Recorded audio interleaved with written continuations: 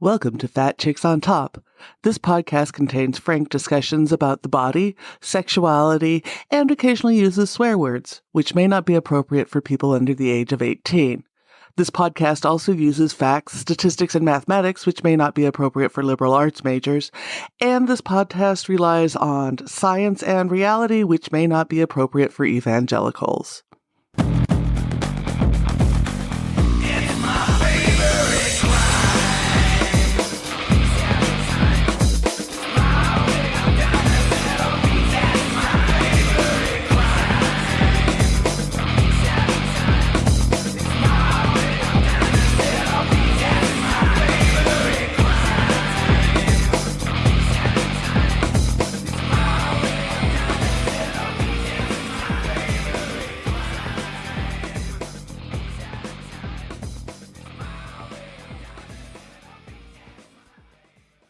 Welcome to the show. This is your host, Auntie Vice. I'm glad to be here. Welcome back to the new year. We're still in early January when this episode is dropping, and I'm thrilled today to have Bliss on the show. We met through the National Coalition of Sexual Freedom, working on their Consent Counts group.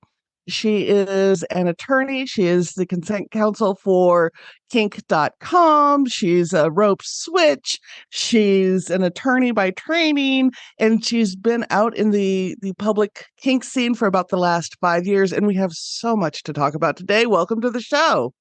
Thank you so much. I'm so thrilled to be here. Thank you, Auntie. I want to start with your kink journey. You've only come into the public scene in the last 5 years or so. So do you want to talk about what your kink journey has been and how you found the public scene, especially a little later in life? Yeah, like the public kink origin story is always an interesting one. It sort of happened by accident. To be quite honest, I didn't even know that the public scene or the kink scene was really a thing. Of course, you know about like leather, and you see all of those things, and then of course like 50 Shades. But I didn't realize that there was a whole community and infrastructure and education built in and around kink. I thought it was sort of a bedroom thing, which it had always been for me prior to this. I went to a BDSM club quite by accident, out of what I characterize as a rage date. Went on a rage date to a kink club, and the next thing you know, I'm strapped to a St. Andrew's cross and learning all over again, and that was really fantastic. Yeah, but it all happened quite by accident. So when you found that there was this whole public domain of it, and you could take it outside the bedroom, which is what a lot of people do, like they've been practicing for years in private, and then it's like, oh my gosh, there's a community. How did it feel coming into the community?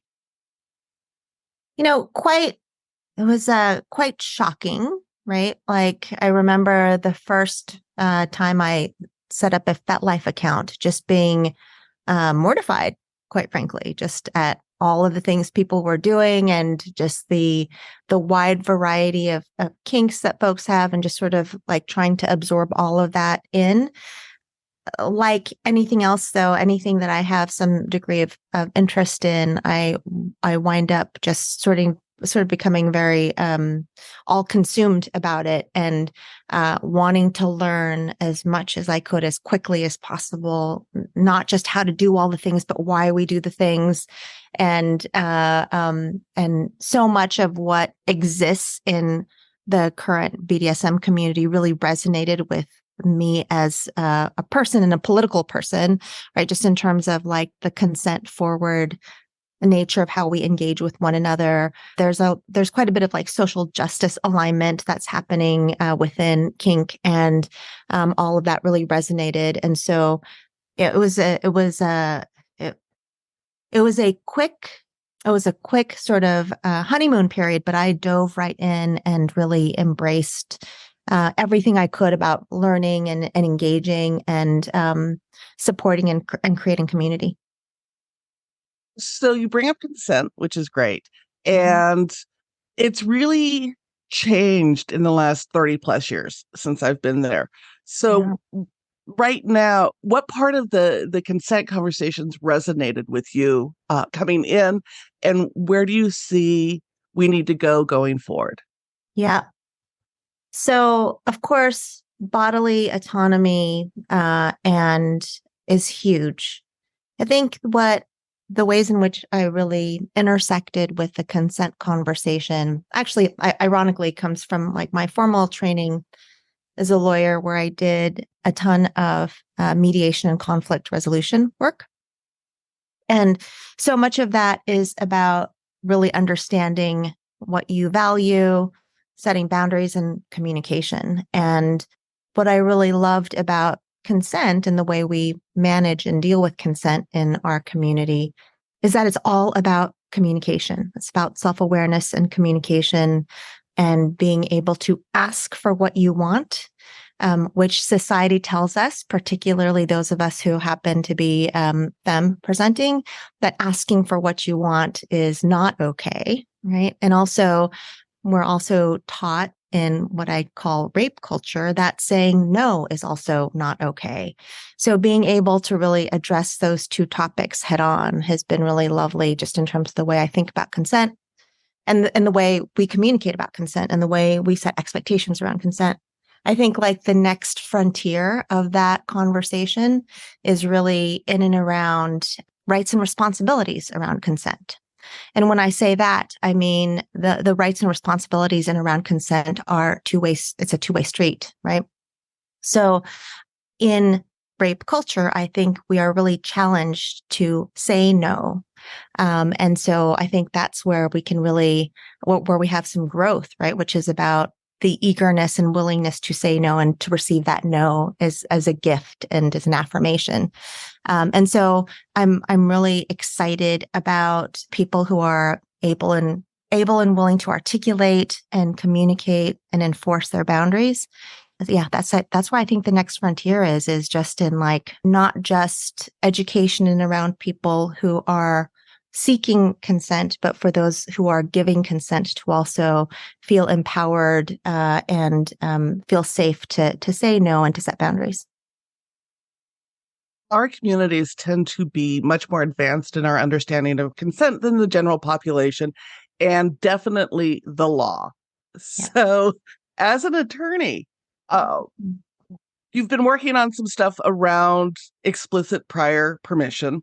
So let's talk about what that is and what that could mean legally. Yeah.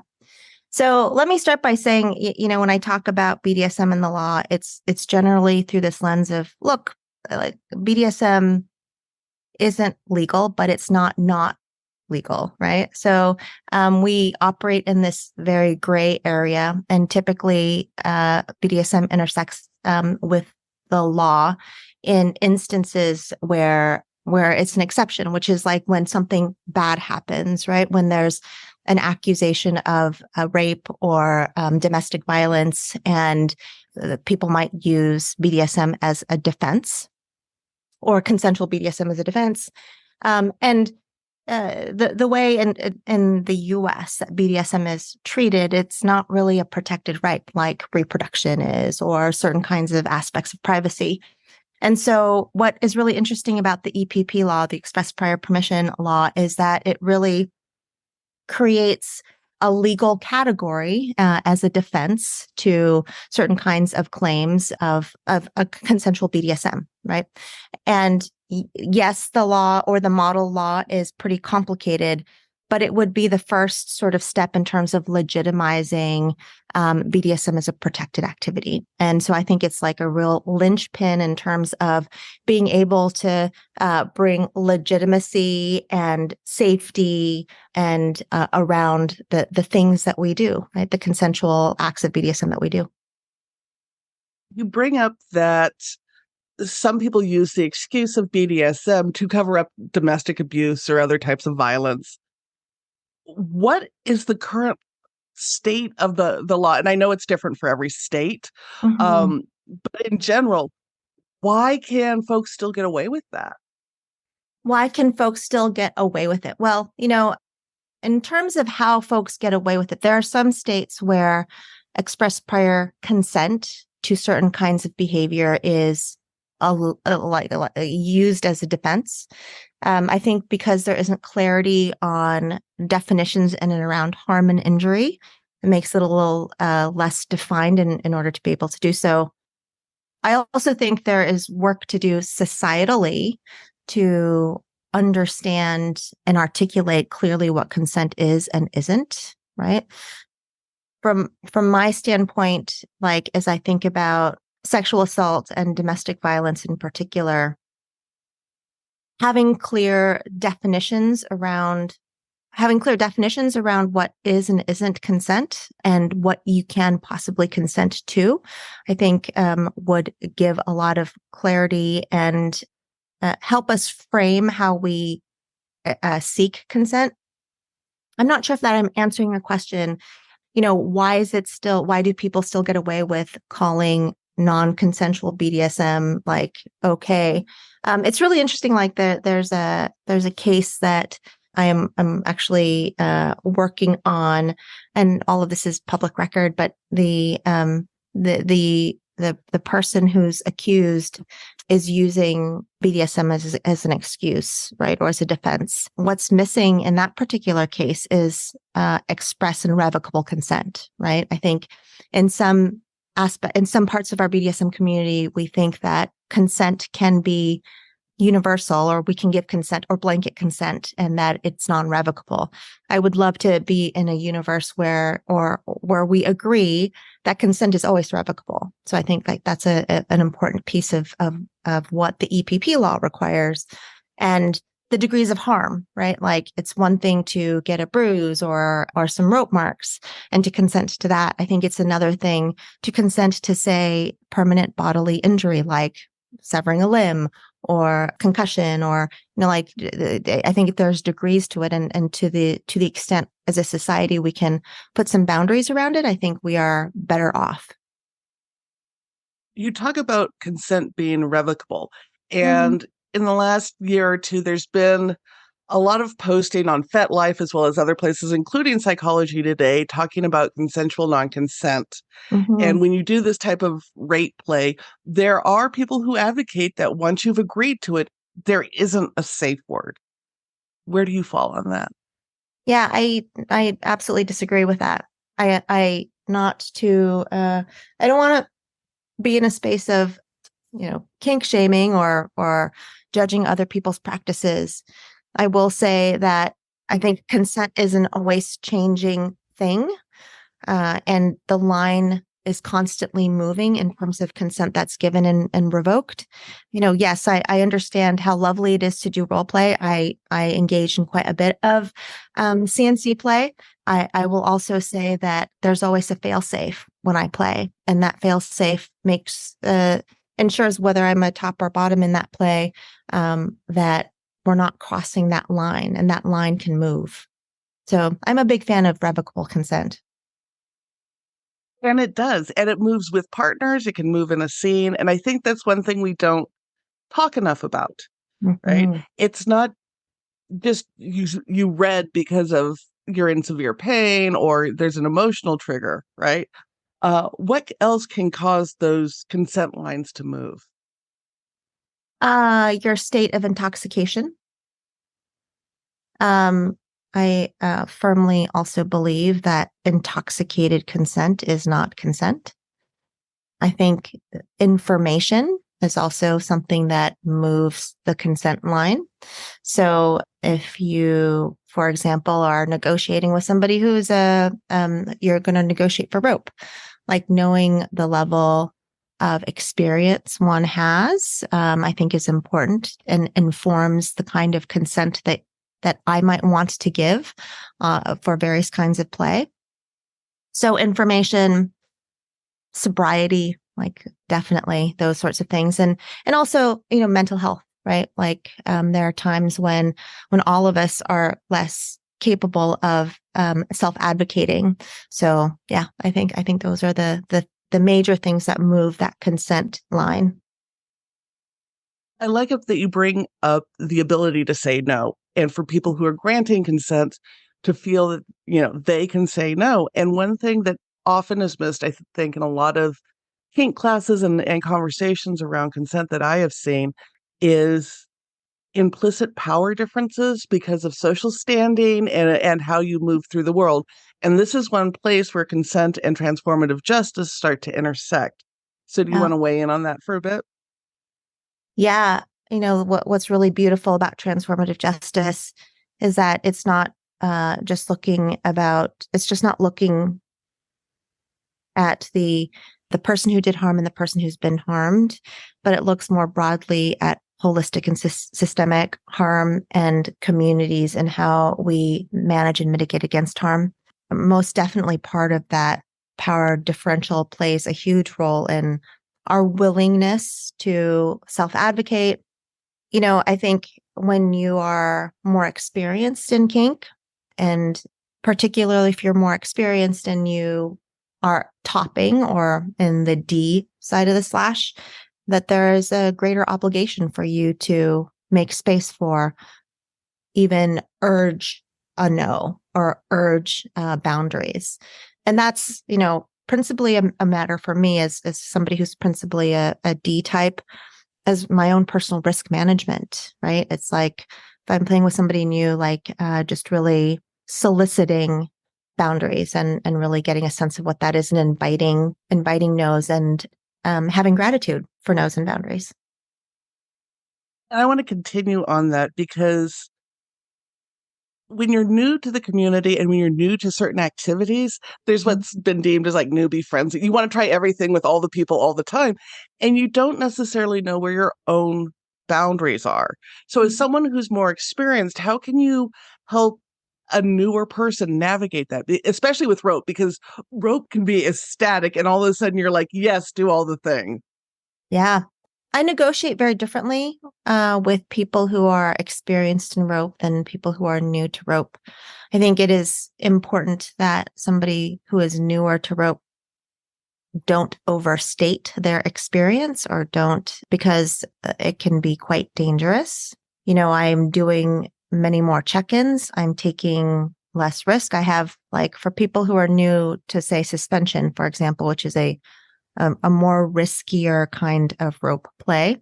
I would, there's basically two ties that I do with those bodies. And it's in large part because those are ties that I feel are safer relative to other kinds of ties. And, I'll take fewer risks for sure and try and disclose much more with people who are new. So, you work as counsel for kink.com, which produces Mm-hmm. quite a bit of kink erotic videos and all of that. Mm-hmm. It's a more complex negotiation because you're dealing with people who are getting paid for this, so then there's the power differential and all of that. What does that look like when you're dealing with people who are doing this professionally, especially if they're newer models to the world? Yeah, it's a great question that I've been thinking a lot about right now. We're working on actually some training videos for safety training videos for our model community. And, the performer community, there are folks who are porn performers, talent, who will cross over and do kink work as well. It is different, right? Like, yes, there's the layer of sex but then there's another layer of performing BDSM, which, as you know, as an experienced player has its own set of risk profiles and things to learn. So, part of what kink really wants to do is focus on performer safety and getting the performers who particularly are newer to lifestyle, trained on how to see signs of harm or injury and how to self-advocate for those to stop or to slow things down. So we're really focused on that, recognizing, of course, that there's a power differential. We're trying really hard to be really transparent about what can happen and how we can help you protect yourself in those spaces. But yeah, I mean, the power differential is most definitely there. And I've been having some really interesting conversations about sex work generally and the power differentials that exist in our society in and around sex workers. And, some stigma that, well, it's not surprising that the stigma exists, but it was surprising to me how much stigma exists in the BDSM community in and around sex work. So that's been really interesting. I do want to get to the stigma conversation, but before we leave kink.com, a lot of folks get their kink education from porn videos, Mm-hmm. right? So let's talk a little bit about performance kink versus real life kink, because you've worked in both as a pro and as somebody who practices it privately. So what are Yeah. your insights on the differentiation? Well, I can tell you at least on our sets that it is very much they are actors and they're professionals and they come and they do a job and it's work, right? It's like I go in and I start checking my emails. That's my work. They do something different, right? These performers do something different. I personally, when I was trying to pro dom, and I pro dommed for a few months before going back to the law, like I actually retired from my legal practice in order to do kink full time. I will say that it became really difficult for me to energetically do kink for work and then want to come home and do kink for play. So that was just a personal, sort of realization, which is why I went back into doing legal work now, thankfully for a kinky company. But yeah, it was, there's a difference, right? Like it's been interesting to be on both sides of that for sure. So you talk about working as a pro and you went from the legal profession, which is generally fairly respected. Mhm. There's so many people like grow up and be a lawyer or a doctor. Like those are the two solid professions, and transitioning to sex work. Did you have your own internalized stigma when you had to make that transition to deal with? 100%. Yeah. Like I think this is true of any sort of social justice work is sometimes it's really hard. I'll use racism as an example, right? It's hard to see your own racism, to see and acknowledge your own internalized stigma. And, like I had sort of drawn lines around what I want, how I wanted my pro dom practice to look. In fact, like I was quite adamant about saying that I was pro rigging, not pro doming, right? Like, what's the difference? Nothing really, nothing, right? I was tying people up and yeah, it was really curious to see that. And it was a journey in terms of really being able to see that and internalize it and ask myself why I had to draw those lines. And I don't draw those lines anymore, but I did for a while. And I'm still, I still sort of give myself some judgment about why that is, but it's definitely a journey. And, all of the isms, all of the ways in which we might be prejudiced about one thing or another. Like, I think if we want to address that systemically or be advocates for any of those causes, that really sitting down and understanding what we've already internalized about that, I think is super important. You also experience stigma from the kink world, which is, Mm. as somebody who's worked as a pro and talks about it, is always surprising to me because like half of the folks I know in the kink world have done sex work at some point. Yeah. What do we do as a community to decrease that stigma? Because the sex workers are the ones who are teaching most of us how to do the stuff we do. Yeah. It's interesting, like, especially being associated with a porn company now, right? Just observing judgment from friends or from colleagues that I worked with in other areas. I mean, I think there's this really interesting judgment about anybody who's trying to do kink for a living, whether it is teaching or like running an event, and or getting beat on camera, right? Getting beaten fucked on camera for like at the root of it, I think is misogyny. I would love for us to do better in that space, our kink communities to do better. I'm on staff for Kink Fest, which is a con up in Portland.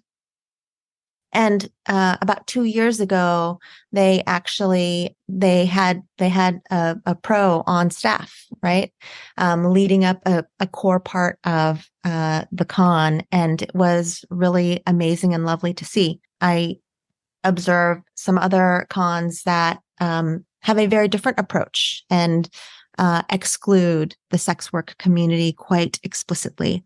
And I can understand why from like a, like a hotel management standpoint and like managing your con. I can see the reasons for that. But also like at the end of the day, our community really is intertwined with sex work, and to ignore that part of our history and our culture, I think is a disservice. It really is. And especially if you're in the trans and non-binary community, sex work is almost pro forma as part of the journey. I know very few folks over 30 who have not had that as part of their own journey. And you talk about the misogyny with that, and then you add onto it the misogyny that goes into the anti-trans stuff. It gets very complex. 100%. Yep. So one of the other things that I love about what you teach and the stuff you've put out online and everything is you talk about the joy of this. And So much. there's so much. And I think a lot of that gets lost because when people who are not very familiar with the community in the world, they think of like angry German women yelling commands at you, right? So let's talk about, where do you find joy in this? Well, I mean, this is all play, right? Like this is so much of this is just about creating, curating, and sharing joy. And I find myself, whether topping or bottoming, just in moments of like being right in the heart of it, and my brain will say, "This is the most ridiculous thing ever." Like, here you are doing this terrible thing to this person who you love, and you're both like wanting it, and just like how ridiculous. Like, what are the series of poor life choices did you make to find yourself doing X? And it's always something ridiculous. But it's just so joyful, like to be able to share that sort of intense experience with another human being, to create it, to negotiate it, to create it, to share it together, is amazing. And I do find so much joy in it. And it's, my primary reason for living right now is to be able to create and share that joy, and hopefully to help others to be able to do that as well. I mean, that's kind of the reason for living, right? You talk about joy and connection a lot, and Mhm. your work is a lot around energy. Some people feel that's real woo-woo and may not be in touch with it. So do you want to talk and explain to folks who may not get what that energetic connection is, what that feels like, what that looks like? I like to think of it as low stakes, high intimacy. And so I have, dozens of play partners, and we are able to, through kink as a tool, really hit and trigger all of the chemicals that are about the most intense experiences of our lives, and like share those moments together. Doing an intense sort of edge play scene, you're able to elicit the kinds of responses that are so fundamental and primal to who we are. And hopefully you're doing it in a safer way, right? You're doing all of these things in a risk managed way. It's just such an intense joy, particularly as a top, to be able to create and architect those sorts of experiences together. We have 3 dogs whose like mortal responsibility is protecting us from the Amazon delivery person. And to be able to share that space and with another human being is by far and away just one of the biggest gifts that you can have. People really bond in the face of trauma, and I'm sure you've heard that that expression, right? But when you can create within safer, risk managed envelopes or containers, those sorts of chemicals, you just bond in such beautiful ways. And at the end of the day, like that's all we are, is just like a big series of connections with other humans. That's like what life is all about, is making space with and for other people. at least for me. So where does the clown persona come into all of that? Oh, clown.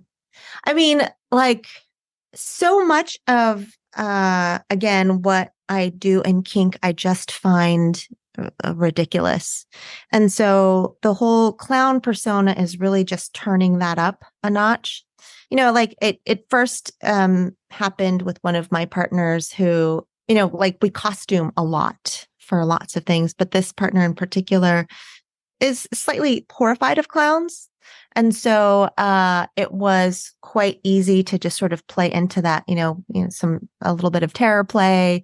And then once it became a thing, it just sort of picked up a life of its own. The next thing you know, you're buying like rubber chickens in bulk. And then, it sort of grows on itself.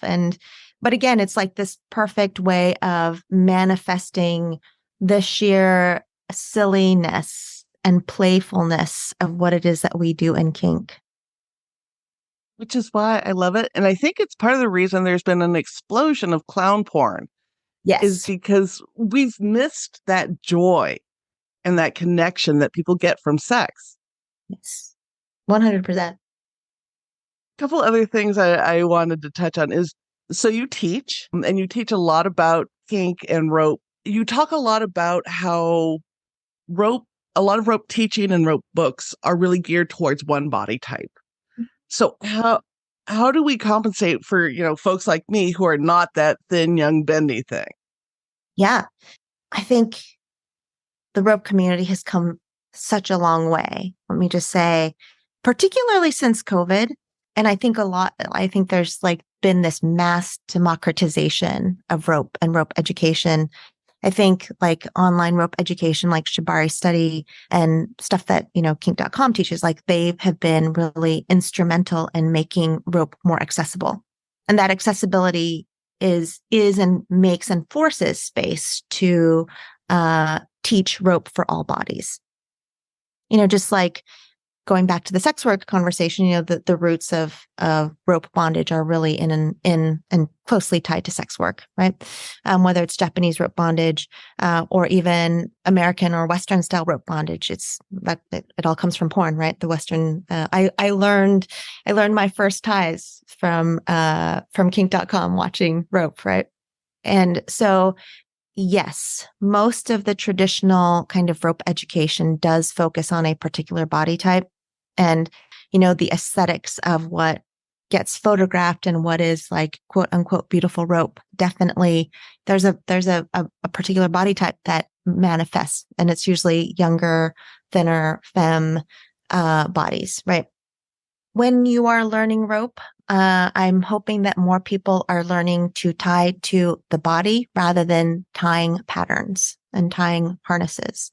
I think that at the end of the day, that's a lot of the unlearning that needs to happen, particularly for rope education that really focuses on like drilling a particular pattern or even focusing on a particular style of knot or friction, like unwinding that a little bit and focusing on the body that you're tying, the connection that you're trying to achieve, and working with individual bodies, however they may come. And again, focusing on like the connection you're building rather than necessarily, trying to achieve a particular position or a particular look. So I know as a bigger bodied person in my adult life, I had a very difficult time thinking that I could ever be suspended or really tied up because I hadn't seen people who looked like me doing that. You've moved through the world as a bigger bodied person. How does that inform your rope today? As a rope top, like I've been really driven to learn how to tie as many different body types as I can. And so a lot of my rope education is very like self-taught and experimental. And I have much gratitude for the wide variety of rope partners that I have that have allowed me to like learn with them on their bodies. I've internalized all of the fat messaging that I got through the course of my life about how I navigate the world and generationally, like as a younger person, I navigated the world very much invisibly, right? Like when, in the early aughts and in the 90s, fat people were invisible. At least I felt that way. And so being able to tie with people who are bigger and who have fat bodies is a real joy, because to be able to like display and to share rope with folks who I have a degree of like history and solidarity with has been really lovely. For people who may want to tie a bigger body but don't have experience, Mm-hmm. what would you tell riggers about how you negotiate that when you want to start tying different types of bodies? I think it's important to be like self-aware. I will tell you, when I first started tying bigger bodies, I did not know what I didn't know. And there was a learning curve and I made mistakes. And so to be able to let people know that you are, interested but learning, I think is important. If you're able to tie with more experienced rope bottoms who are bigger bodied, that's also fantastic, because they will teach you. It is its own skill set, and it's not just bigger bodies. It's tying anything other than the the type of body type that you were taught to tie. Tying mask bodies, for example, or is different. Like just the way you apply harnesses, where you put them, where you put pressure, all of that is different. And fundamentally, I think as a rigger, if you start to get into the mindset of every body is different and every body wants to be tied in a different way, I think that's a great start. Just like that, just that key insight and that key approach, I think will help just about anyone be able to tie more effectively, not just for bigger bodies, but for whoever their rope partner is. Because while we may share a particular set of demographic skills, I can tell you that every rope bottom that I tie with is different. And there's a rope bottom that I tie with that can probably take the least amount of rope and suspend their body, which is 2 or 3x, say my next rope partner's body.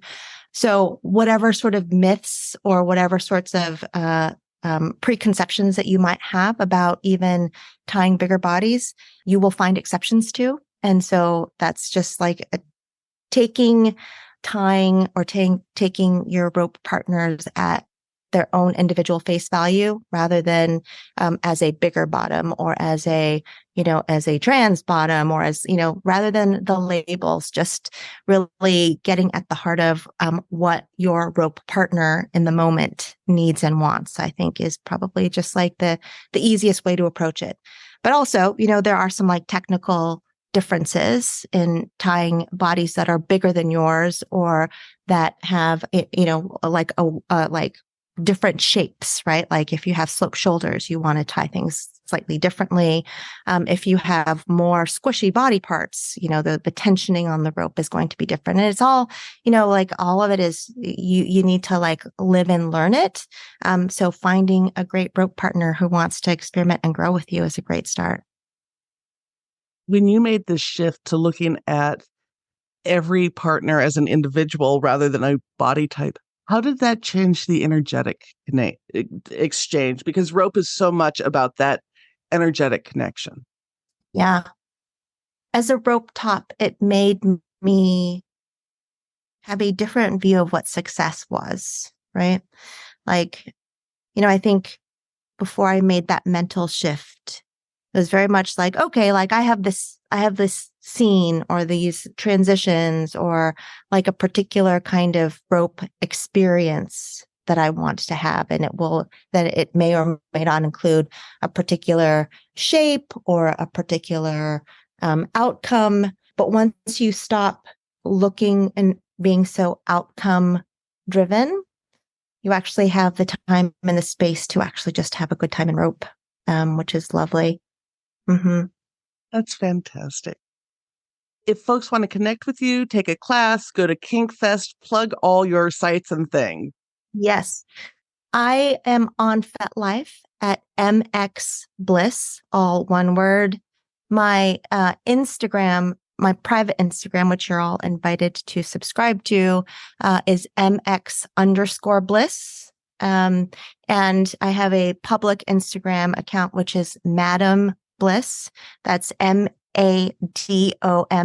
like Madame Bliss. And I'm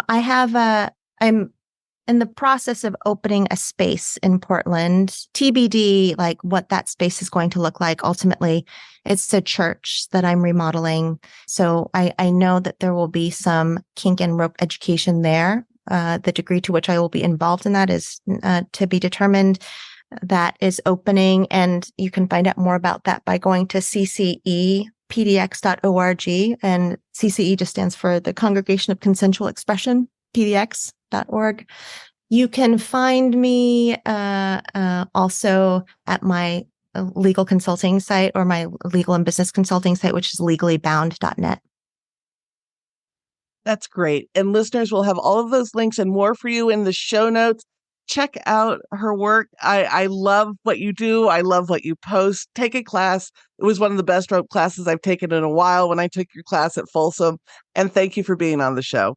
Thank you so much, Auntie.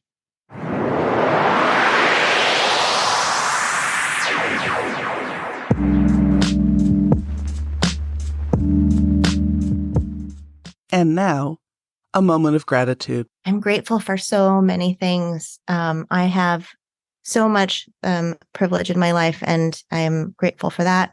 I am grateful some days more or less, but I'm really grateful for my age. Like, as somebody who's in my 50s, I think it could be easy to be bitter about aging in the scene.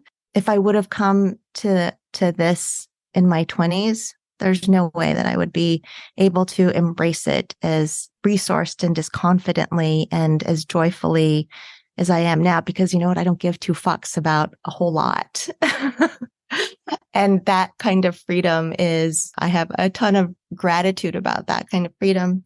I'm joyful and I feel really grateful for the job that I have now, which allows me to combine, a lifetime of like professional, vanilla work that I've been doing with and for a community that's creating, something that I think is fantastic and makes the world a better place. Yes, and I do think kink porn makes the world a better place. As somebody who spent a lot of time learning, not necessarily from the porn itself, but from the educational content that kink.com produced early on. And yeah, I'm grateful for the partners and the people in my life. I have a really great community and just amazing people who I love and continue to be able to have connections with. And so that is really lovely. And my health. I'm super grateful to be healthy.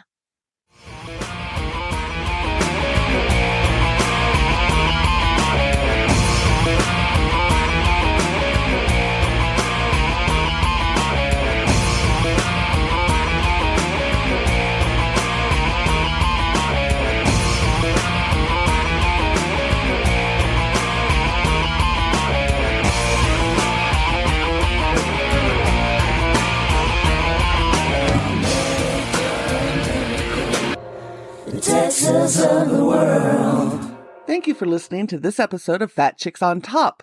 Please like, subscribe, and review our podcast on whatever platform you listen to it on. If we like your review, we may even read it online. This has been an Auntie Vice production. Producer and host, Rebecca Blanton. Audio production by Sharon Smith. Music by David Manga. And more music by Sharon Smith. For more information about Fat Chicks on Top, please visit our website for all things Fat Chicks at fatchicksontop.com.